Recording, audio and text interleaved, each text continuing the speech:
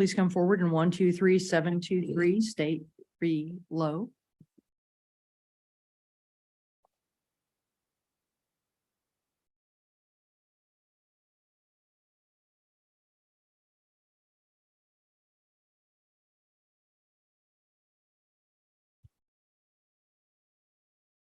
Good morning. May it please the court, Carol Longenecker-Schmidt on behalf of the appellant, Melissa Lowe. Chief Justice, if I may, could I have 3 minutes for rebuttal? 3 minutes is granted. Thank you. This case comes before this court after a Sedgwick County jury convicted my client of 1 count of aggravated assault based on an incident occurring in a parking lot between my client and a woman dating her ex-husband, occurring after a youth softball game. The jury convicted my client. She appealed. On appeal, we raised 2 issues, whether there was sufficient evidence for the jury to convict my client of aggravated assault. And the second issue was that the district court erred in failing to instruct the jury on the lesser included offense of simple assault. The Court of Appeals affirmed, and we filed a petition for review on the second issue, and that is the issue before the court today, whether the district court erred in failing to instruct the jury on simple assault. Our argument is fairly, I never want to say fairly straightforward, but our argument is that the Court of Appeals relied on rationale that is inconsistent with prior case law from this court and from the Court of Appeals. The Court of Appeals analysis as to why a simple assault instruction was not factually appropriate was fairly brief, and was simply that Ms. Lowe's defense was that she didn't do it. The incident didn't occur in the way that the state was alleging. She did not intend to place Ms. Logsden in fear of bodily harm. And so therefore, either it happened or it didn't happen. And a lesser included instruction on assault would be inconsistent with her defense. But that's counter to case law from this court that I cited in my petition, specifically State v. Williams, that says that inconsistent defense is not a reason in and of itself to not instruct on a lesser included offense. The Court of Appeals opinion also in the first section on sufficiency of the evidence it appears to adopt a definition of deadly weapon that is used in aggravated battery cases, not aggravated assault cases. And they don't specifically mention that definition again in the second issue, under the analysis of the instructional issue. But so I'm not going to assume that they were relying on that definition. But it's hard to see how they would reach their conclusion without relying on that definition. That definition argument is incorrect. They are relying on a definition of deadly weapon that is objective, that is in the context of aggravated battery. Here we're in aggravated assault, and just as the PIC instruction instructs, that is a subjective, that can be, there's 2 ways to show that an object was a deadly weapon, and one of them is a subjective test. So interwoven with our argument that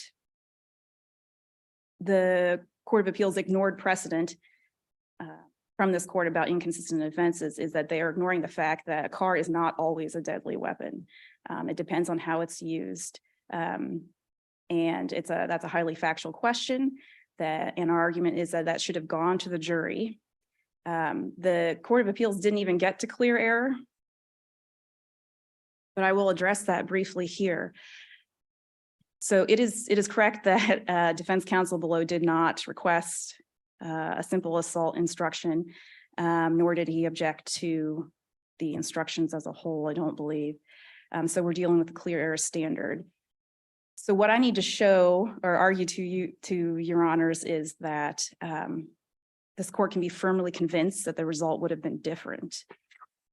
I'm not necessarily arguing that each and every juror would have chosen simple assault if they were instructed on that.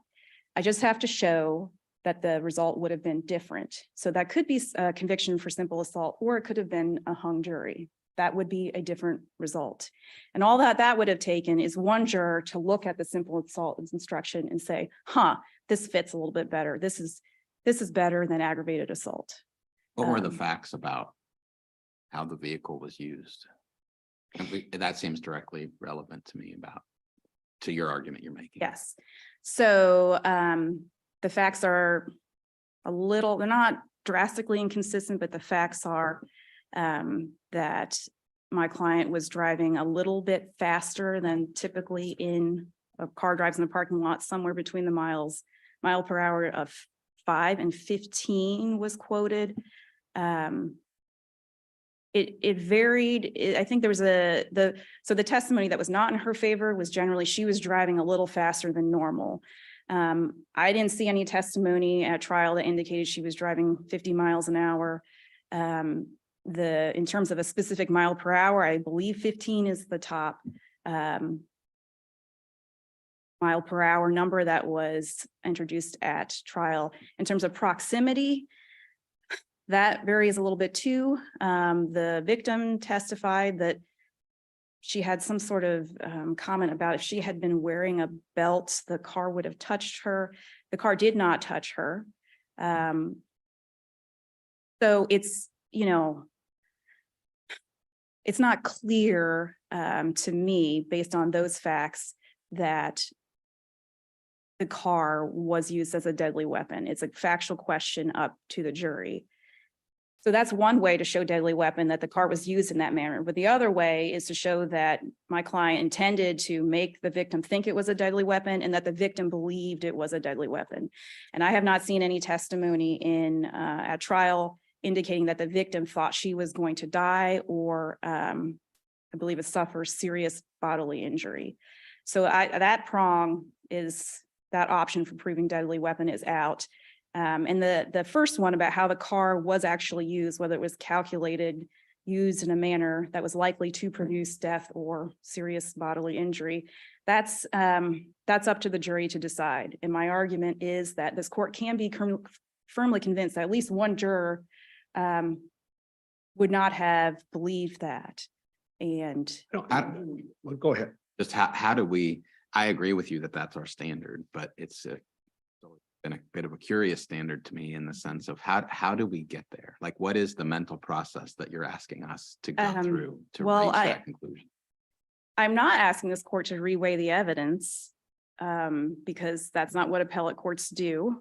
Well, you anticipate my question. I mean, Yes, isn't that exactly what it is? happens? And I don't know. Here's the problem I've got. Aside from what the daughters said, what the women said, you've got an outside witness, this Brandon Burleson, who testifies that the car, quote, tried to hit the group of people that was walking. Now, that's as direct as you can be, that she was aiming the car at these people. And the jury unanimously convicted here. So I don't see how it's just speculative that someone might have thought somehow, but your burden for clear error is that the jury would have reached a different verdict.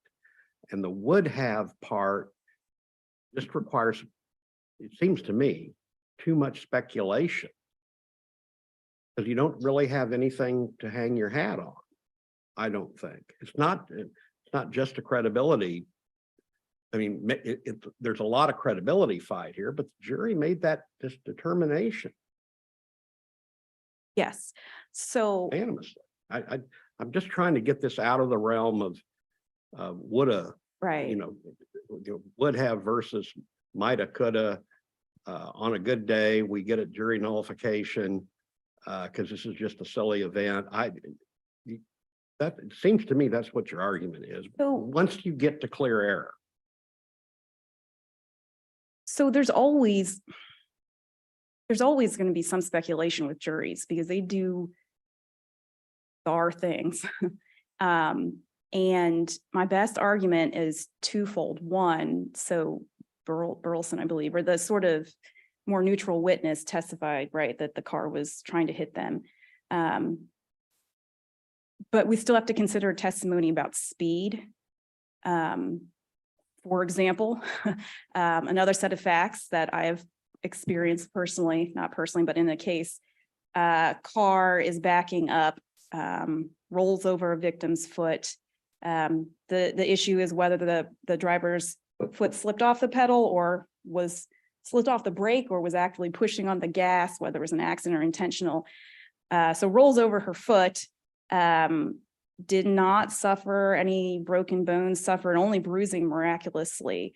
Is that situation, the car in that situation being used as a deadly weapon? I mean, that's a little bit different than ours where he's saying the car was being driven, but the speed I think is important here. And as I was driving into the parking lot here this morning, I'm not presenting evidence. This is just kind of anecdotal here.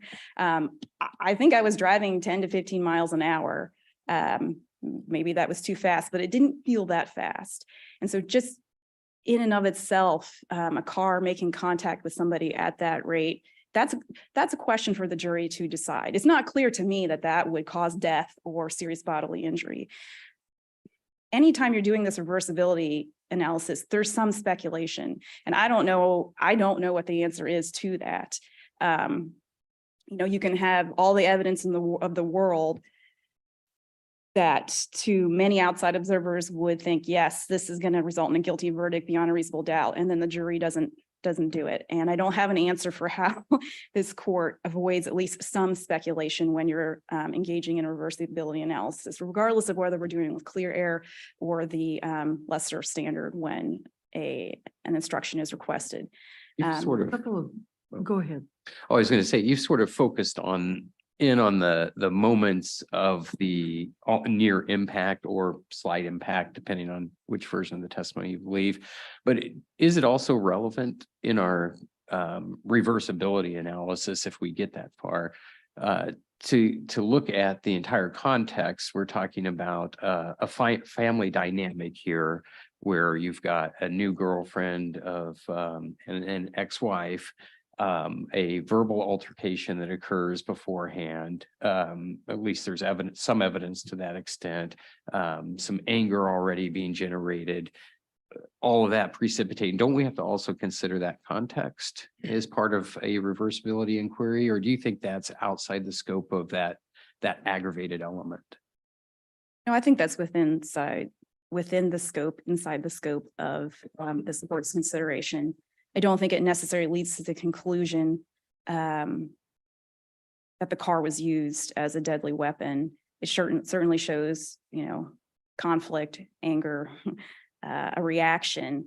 But does that mean that she used the car in a way that was calculated to create death or serious bodily injury, or that she was so mad that she was trying to make the girlfriend, believe she was about to die?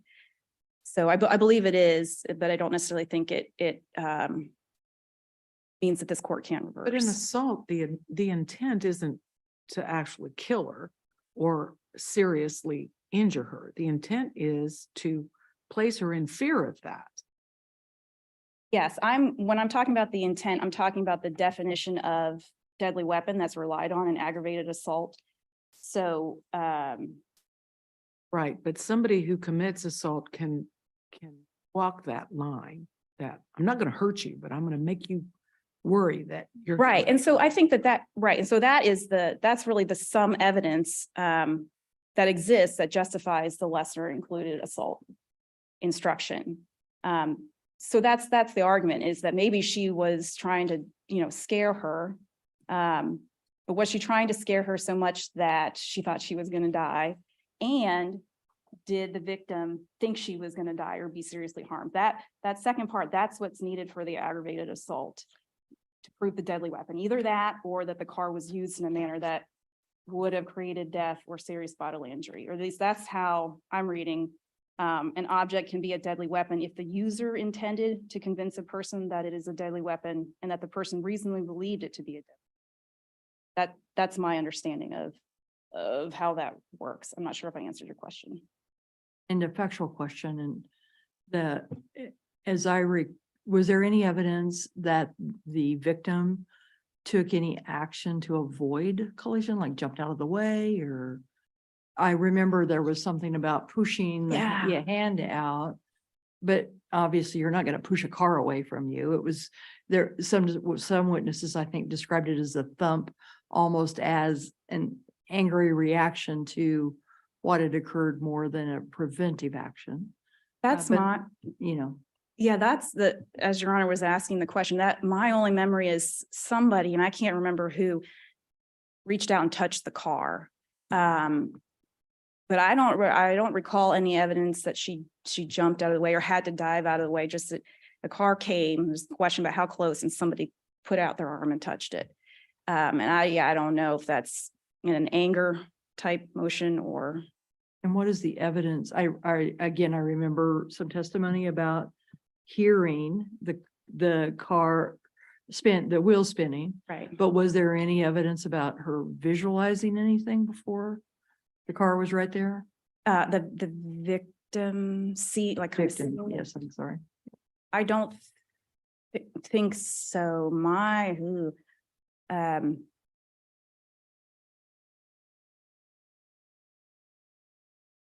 I don't recall specifically. I think it was more or less there was the car. Multiple people testified about the sound and the tires spinning.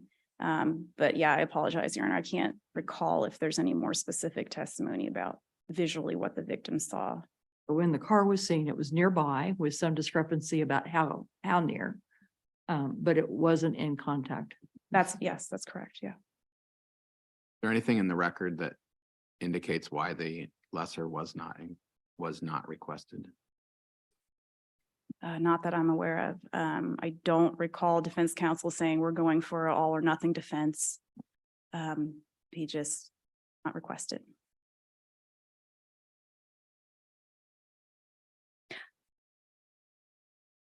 See, my time is up. Simply request that this court reverse the Court of Appeals and remand for a new trial.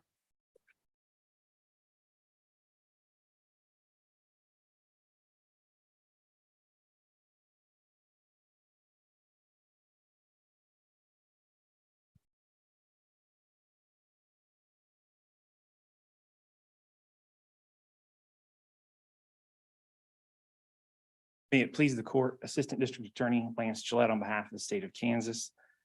The only issue here today is clear error and how that test works. That mean you concede the Court of Appeals erred in as to whether simple assault should have been given, was required to be given? No, I don't, because that would be the third step in I guess what we consider the clear error review is that whether or not that lesser would have been factually appropriate. And the state does not believe that it would have been. Why? I see how you're sequencing, but Yeah. Yeah, but tell me why. I mean, haven't we been clear for the I mean, I might have been on a different side of that issue, but isn't it clear by now that the lesser is almost all, as long as sufficiency is the standard? Are you gonna get up here and say, had they convicted of simple assault, there would have been insufficient evidence of that? That's our test. And I think frankly, I think it's possible. And I think had a jury convicted of simple assault, we would have a defendant here that is making that argument today, certainly. And I think that's the Well, no. problem. But this gets to Justice Rosen's question. But just to back up a second. You agree that the elements of simple assault are the same elements as ag assault, except for the last element, which is the use of the deadly weapon, right? Correct. And you're arguing, and you're telling us that you have sufficient evidence to capture those first four elements for ag assault. So by definition, there's sufficient evidence to support a simple assault instruction, because all of the elements of simple assault are covered by your evidence. Because it has to be, or else you don't get the other conviction. And I think if I may, I think this is a case where I think in this court's analysis and application of the clear error test, this is the case that proves that that test ultimately does break down, because courts are to view the evidence in the light most favorable to the defendant regarding a lesser. And that test becomes unworkable here because the statutory test requires that there is some evidence which would reasonably justify the conviction of the lesser. And that's an instruction that the district court has the duty, or that's a statute that the district court has the duty to apply prior to and instructing the jury. And what we had here is a defendant that presented a unified defense. Did the defense attorney clearly, explicitly state, I'm presenting a unified defense? No. But if we apply that standard and we review the evidence in the light most favorable to the defendant here, she's not guilty. That was her evidence. That was her argument below. And so what we end up with is just pure speculation here. We're trying to. And that's reweigh- enough. Huh? That's enough under our case. I actually respectfully disagree because the case law requires if a defendant is going to pursue inconsistent defenses, they actually have to pursue them. That did not happen here. That just clearly did not happen here. Is part of the problem the matter of impossibility? I mean, this is a car. And can a car ever not be a deadly weapon when it is the instrument being used? I suppose there may be a factual scenario that exists that it would not be. It's a little bit hard to envision, though, frankly. I think the case law, there are plenty of case law examples where cars have been used to commit aggravated assault, aggravated batteries, even homicides. But there is always a question about how that car would be used. Some of the questions that were proposed, I think you have to take into account the full context that there was a contentious history, child custody case going on, an angry defendant who dislikes her ex-husband's new girlfriend. The evidence was that she stares her down as they're coming out of this ballpark. There are angry words exchanged. She then, according to all of the state's evidence, she then accelerates the car directly at the victim in this case. The car comes within arm's length to within practically scraping the body of the victim in this case. Finger raised in the air as the defendant drives away. Her own daughter thought she was going to hit the victim in this case. And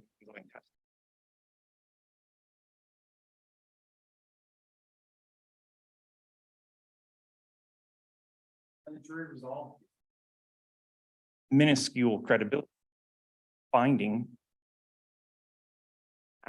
there that this was a deadly weapon. But the problem is, you're saying in the instruction conference, you want the judge to decide those facts so that the jury is not given the simple assault instruction. I'm saying that that is what the statute requires. The statute requires that there be some evidence which would reasonably justify a conviction for the lesser. I'm And afraid you're aware of at least a 10-year history of the majority of this court rejecting that argument, aren't you?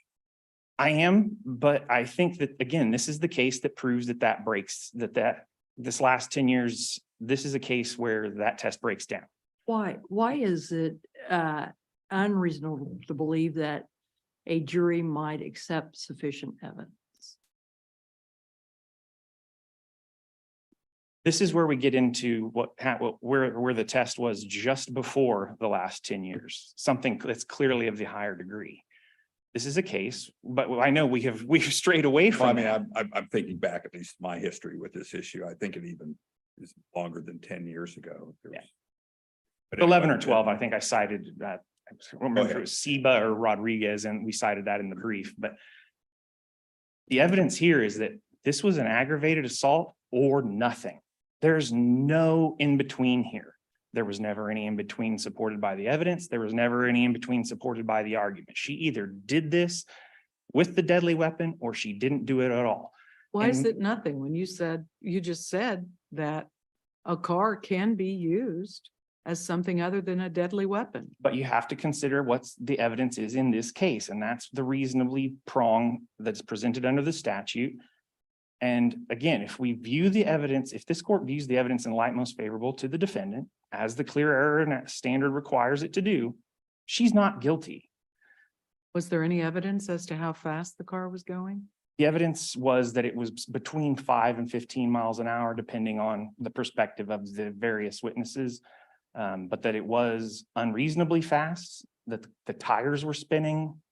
That was the evidence. And the evidence was also that so the car came at the victim from behind, slightly behind her, and it came up fast enough that she was barely able to react. I think that was the Miles an hour isn't really very fast though, is it?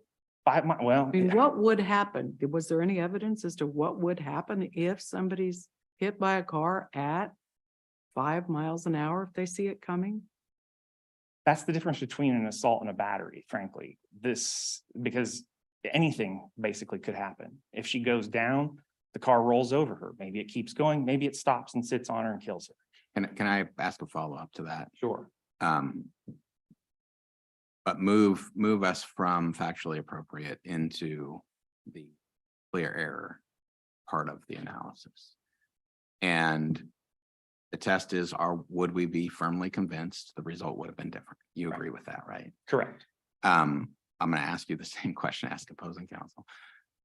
Help me understand what your position is as to how an appellate judge is supposed to answer that question. In other words, what is the analytical process? What steps do we go through? That's where I think this is the case that demonstrates that test seems to break down, because it is purely a speculative reweighing of the evidence. Okay, here. so along those lines, let me give you one possibility and then ask you to react to it. If I imagine myself to be a juror hearing all of this evidence, and I think to myself, I would have convicted for simple assault. Does that mean I am firmly convinced the result would have been different? I just don't think so, Your Honor. I don't think that that's. Give me an alternative. Well, give me what a I would say different is way to that answer. if that is the test, then courts have to give lessers in every single case. No, I'm asking you to assume the lesser is given. Right. And I'm trying to resolve the difficult question of how judges are supposed to conduct, for lack of a better word, the prejudice prong of the analysis.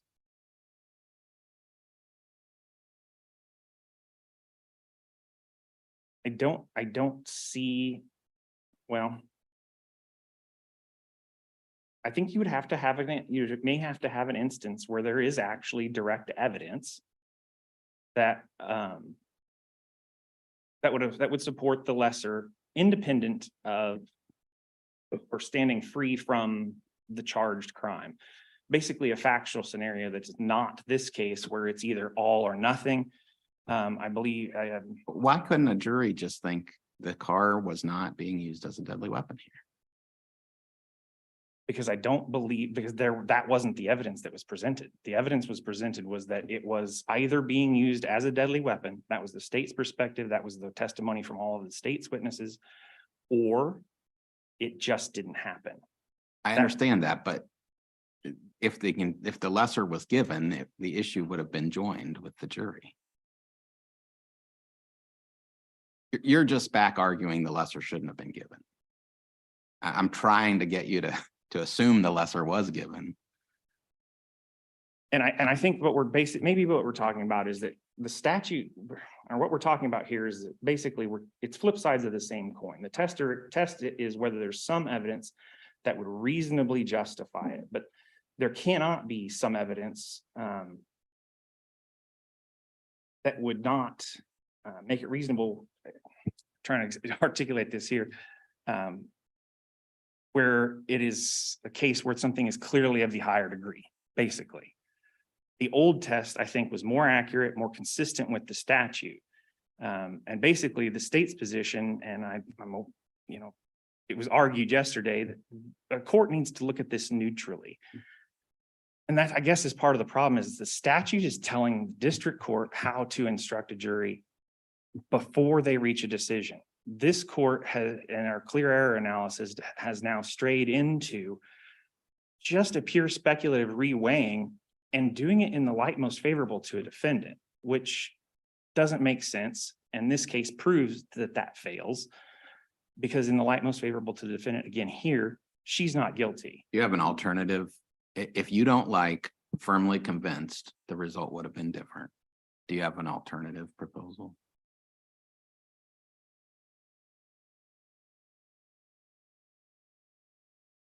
Frankly, I guess I hadn't thought about that because that would be the appropriate standard. But I think the question is, how do we get there? You're focused again on not giving the lesser. Is that what you mean by that? At least in part, and then we have to have, I think that we have to have a neutral review of the record. We don't view things just purely in the light most favorable to a defendant. Because that puts us in a position where a defendant can, as they did here, present a unified defense and then run to this court and offer nothing but rampant speculation that is a change of position. But I also heard you say we need to be neutral. And to me, that becomes putting us in a position of weighing facts. As opposed to just saying, was there, if we look at it in the light most favorable to the defendant, was there sufficient evidence? And That to me is the most neutral way for an appellate court to look at the case. And I would have to respectfully disagree because light most favorable clearly indicates that this court is reweighing things. We are putting weight on evidence to try to look at it in a post hoc fashion, where this court needs to review things in a neutral manner, look at the whole record. And I concede that if we look at, we could choose to, but I think it would be contrary to some other principles, but we could choose to look at it at the most favorable to the state. But when we do that, we're not trying to say, okay, this is how the jury would sift through the conflicting evidence. And I guess that's more my point is that what it seems to be that what you're asking us to do is to try to predict how the jury would look at conflicts in evidence. And I just don't see how, as an appellate court, we can do that. I think in my view, picking one side or the other to look at it in the light most favorable then causes us not to really resolve conflicts. But I think this court's fully capable of looking at things neutrally to consider and look at things from the district court's position prior to instructing the jury and say, look, is there some evidence which would reasonably justify a conviction? That's not what's been happening. What's been happening is we're not saying, is there some evidence that could reasonably justify a conviction? We're saying, is there some evidence viewed in the light most favorable to the defendant that in some hypothetical world might or maybe could get us to a different result? Even a hung jury, as I've heard today, would be sufficient. And that is just rampant speculation. Consider this, since the statute is worded like that, some evidence to reasonably justify. That's a directive to the court, to the district court. Is our proper review then to review what the district court did under an abuse of discretion standard, whether the court's action was reasonable? I think that would be a fair way to look at this, yes. And in doing so, looking at the evidence neutrally, rather than in the light most favorable to one party or another. I'm not here asking this court to give the state any undue favors or benefits. We're saying, look at it neutrally. Could it reasonably justify?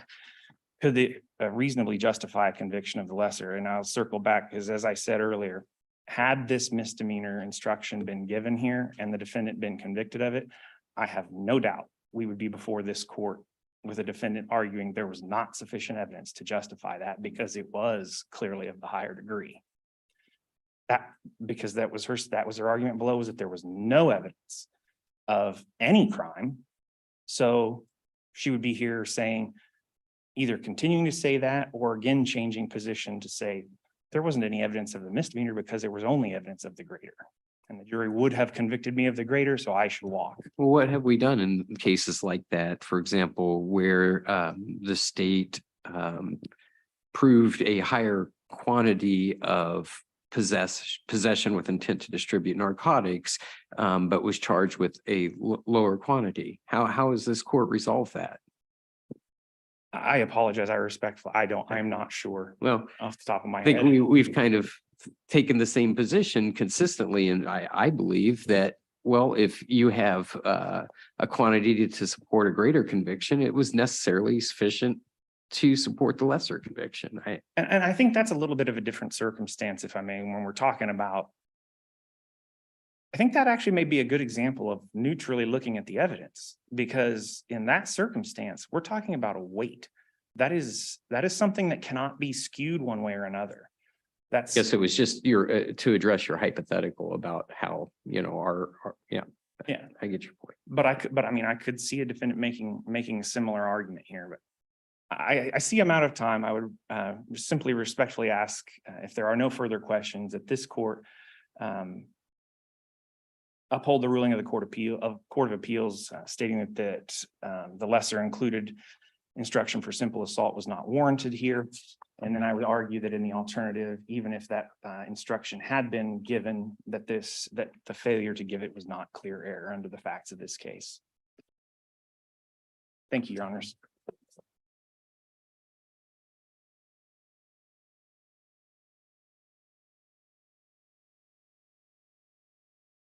I've been racking my brain trying to come up with a better definition or analytical framework for clear error, and I cannot offer one to this court. You heard my question, is my rumination that if I think to myself, well, if I had been in that jury box, I would have found simple assault. Is that the right rubric?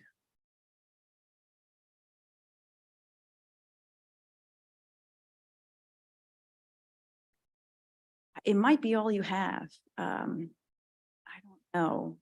I mean, we're all, I think it's impossible to, so you have reviewing the facts and the evidence, and then you have weighing them or attributing more value or credibility to some than others.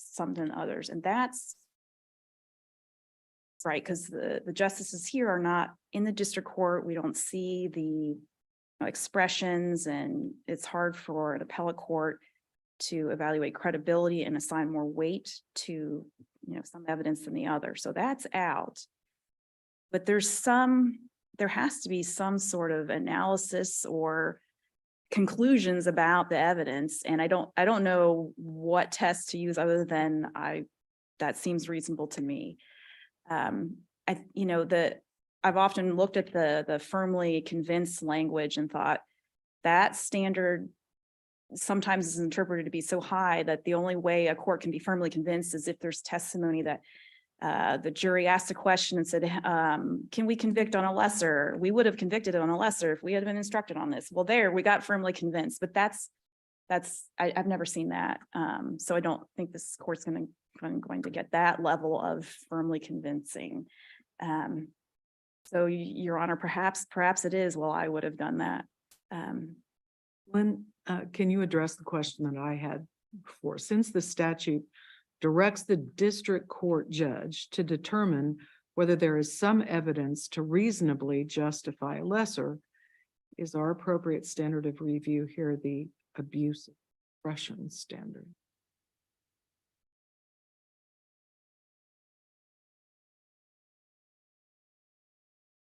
I don't know. And this has always perplexed me a little bit, that the standard of review for these instructional issues is not necessarily always a standard of reviewing court's decision. I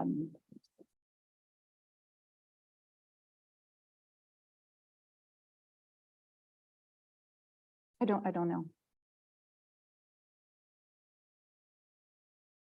I don't think we have any guidance either, like from the Strickland prejudice inquiry. I was trying to even think it's a different standard, but it's still calling on us to sort of do that, evaluation of the record, and how would the jury have decided it in a hypothetical world?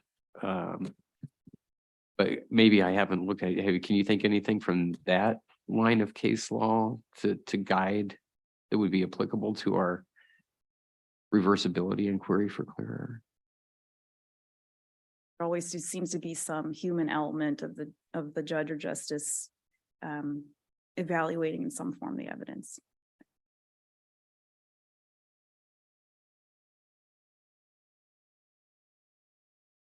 No, Your Honor, I just request that this court reverse. Thank you. Thank you to both counsel for your arguments this morning. The court will take this appeal under advisement.